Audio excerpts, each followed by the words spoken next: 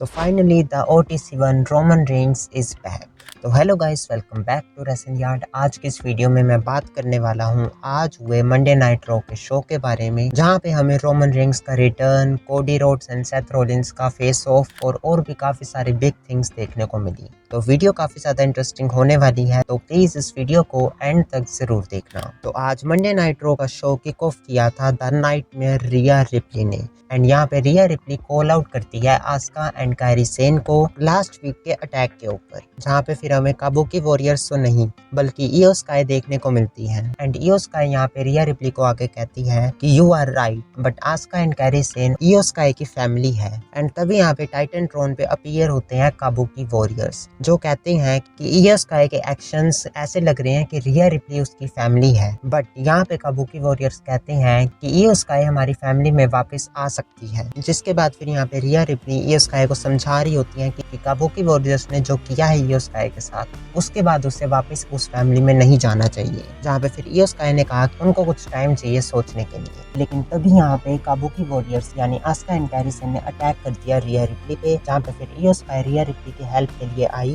But यहाँ पे आस्का ने इस बार इयो स्काई पे वो ग्रीन मिस्ट डाली एंड रिया रिप्ली यहाँ पे लगातार कोशिश कर रही थी, बट नंबर्स गेम की वजह से यहाँ पे आस्का एंड कायरी सेन को अपर हैंड मिला एंड उन्होंने टीम कॉम्बो मूव्स भी लगाए रिया रिप्ली पे। नेक्स्ट फिर हमें शो पे देखने को मिलता है इंटरकॉन्टिनेंटल चैंपियनशिप के लिए match Dominik Mysterio versus Rusev के बीच। एंड इस मैच के दौरान जजमेंट डे का कोई भी मेंबर डोमिनिक मिस्टीरियो के साथ रिंग साइड पे नहीं था। एंड इस मैच में रूसेव ने पूरी तरह डोमिनेट किया डोमिनिक मिस्टीरियो पे। बट फिर यहाँ पे डोमिनिक ने कमबैक की कोशिश करी, उन्होंने 619 भी लगाया। बट फिर एक पॉइंट पे रूसेव ने माचका किक फिनिशर लगा दिया डोमिनिक मिस्टीरियो को। बट सरप्राइजिंगली डोमिनिक मिस्टीरियो ने यहाँ पे किक आउट किया। एंड फिर यहाँ पे रूसेव जाते हैं अपने सबमिशन मूव फिनिशर के लिए, बट डोमिनिक ने उसको काउंटर किया। एंड फिर एक पॉइंट पे डोमिनिक मिस्टीरियो वो टाइटल्स लेके जा रहे थे, बट रूसेव ने उन्हें रोका। एंड फिर डोमिनिक मिस्टीरियो यहाँ पे वही द लेजेंड एडी गुरेरो से इंस्पायर्ड होकर वो मूव किया उन्होंने, ताकि ये मैच एंड हो जाए डिस्क्वालिफिकेशन में। बट यहाँ पे रेफरी ने देख लिया था, लेकिन डोमिनिक ने एक बार फिर से अपनी डर्टी टैक्टिक्स यूज करी। जब रेफरी का ध्यान यहाँ पे नहीं था, तब उन्होंने लो ब्लो लगाया रूसेव को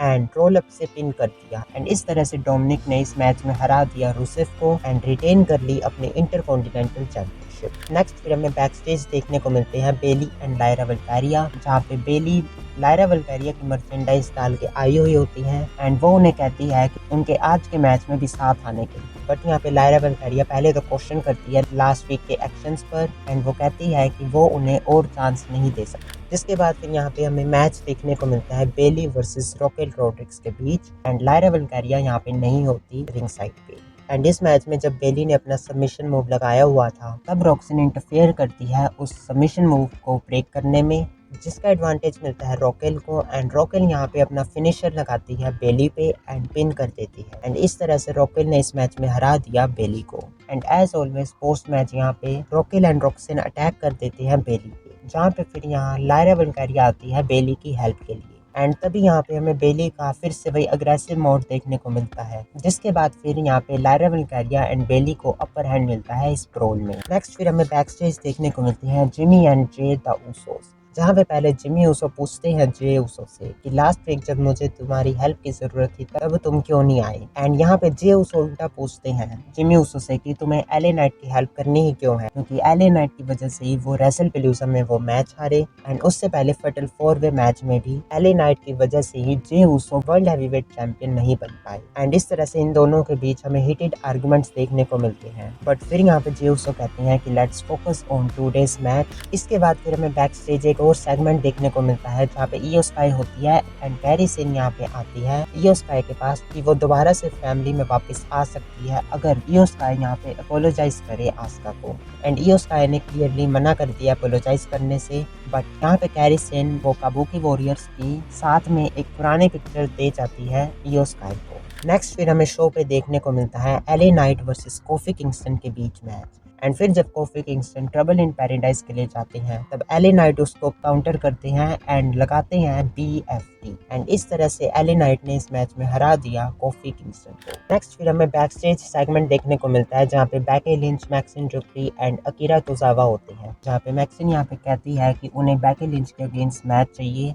और इससे अच्छा क्या ही होगा अगर वो ग्रेटेस्ट फीमेल रेसलर के अगेंस्ट मैच रेसल करे, जहाँ पे बेकी लिंच यहाँ पे अगेन कहती है कि एवरीबडी सेज इट, लेकिन मैक्सिन ने यहाँ पे कहा कि एवरीबडी एक्सेप्ट AJ ली, जिस पर यहाँ पे अकीरा टोजावा हंसे एंड बेकी लिंच ने यहाँ पे पंच किया अकीरा टोजावा को। एंड इतना ही नहीं, बेकी लिंच ने यहाँ पे अटैक भी किया मैक्सिन डुप्री पे। एंड फिर नेक्स्ट हमें शो पे देखने को भी मिलते हैं हमारे world heavyweight champion Seth Rollins. यहाँ पे सेथ रॉलिंस कहते हैं कि Cody Rhodes versus Seth Rollins में कोडी रोड्स के पास 3 विन्स हैं और सेथ रॉलिंस के पास 3 लॉसेस, बट वो कहते हैं कि ये बिल्कुल भी मैटर नहीं करता उनके लिए क्योंकि ये सब थिंग्स पास्ट की हैं एंड पास्ट में तब Cody Rhodes and Seth Rollins try कर रहे थे टॉप पे आने के लिए, बट क्राउन ज्वेल में Seth Rollins versus Cody Rhodes का जो मैच होने वाला है इसमें हम दोनों ही टॉप पे हैं एंड सेथ रॉलिंस यहाँ पे कहते हैं कि जो क्राउन ज्वेल में जीतेगा वो सिर्फ वो क्राउन ज्वेल चैंपियनशिप नहीं जीतेगा, बल्कि जो उस मैच का विनर होगा वो इस इंडस्ट्री के फ्यूचर को बिल्डअप करेगा नेक्स्ट 10 to 20 ईयर्स के लिए।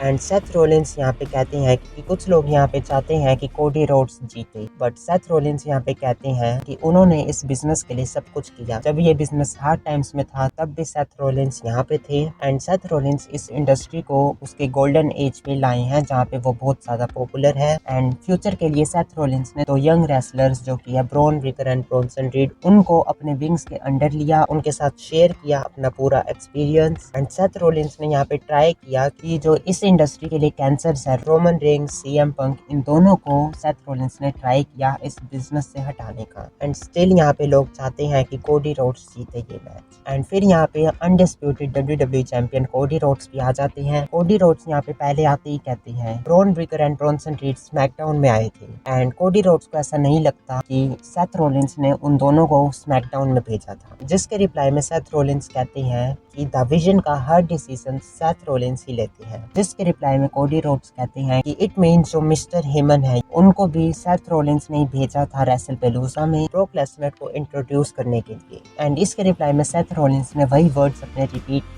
कि हर डिसीजन सेथ रॉलिंस के थ्रू होके जाता है। एंड फिर यहाँ पे कोडी रोड्स बात करते हैं रेसलमेनिया 40 की, कैसे सेथ रॉलिंस ने हेल्प करी थी कोडी रोड्स की उस चैंपियनशिप को जीतने के लिए एंड कोडी रोड्स को लगता था कि सेथ रॉलिंस उनके फ्रेंड है, जिसके रिप्लाई में यहाँ पे सेथ रॉलिंस ने कहा कि वो कभी भी कोडी रोड्स के फ्रेंड नहीं थे और ना ही कभी होंगे एंड वो ना ही कभी हैंडशेक करेंगे कोडी रोड्स से एंड ना ही कभी कहेंगे कि कोडी रोड्स सेथ रॉलिंस से बेटर है या इवन इक्वल भी है सेथ रॉलिंस के। एंड सेथ रॉलिंस यहाँ पे कहते हैं कि क्राउन ज्वेल में वो एक न्यू हिस्ट्री लिखेंगे एंड सिर्फ एक ही पर्सन होगा जो इस विजन को लीड करेगा एंड वो है सेथ फ्रीकिंग रॉलिंस एंड इस तरह से सेथ रॉलिंस ने एंड किया अपने इस प्रोमो का। नेक्स्ट फिर हमें बैक स्टेज देखने को मिलते हैं इयो Sky and Rhea replay and जहाँ पे इयो स्काई यहाँ पे बताती है रिया रिप्ली को कि उन्होंने एडम पियर्स से बात करी थी, जिसके बाद फिर अब क्राउन ज्वेल में होने वाला है match Iyo Sky and Rhea Ripley versus Asuka and Kairi Sane के बीच एंड इयो स्काई यहाँ पे कहती है रिया रिप्ली से कि you can trust me and मैं काबुकी वॉरियर्स के पास वापस नहीं जा सकती।